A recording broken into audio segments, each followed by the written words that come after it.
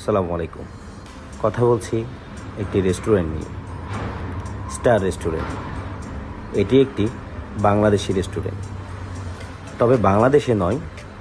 এই রেস্টুরেন্টটি দেখতে পাবেন ব্যাংককের ওয়াতানায়। ডিটেইলে যদি বলি, 45/7 Sukhumvit suite 3, Wattana, Bangkok 10110, Thailand, near by Bumrungrad international hospital. এখানে আসলে বাংলা ভাষায় লিখিত দেখতে পাবেন রেস্টুরেন্টের নামটি। খুব সুন্দর করেই বাংলা ভাষায় লেখা স্টার রেস্টুরেন্ট। আর ভেতরে প্রবেশ করলেই বোঝা যায় রেস্টুরেন্টটির পরিচিতি কতটুকু। হরহামেশাই নানাবিধ মানুষের উপস্থিতি বলে দেয় খাবারের কোয়ালিটি ও টেস্ট কেমন হবে।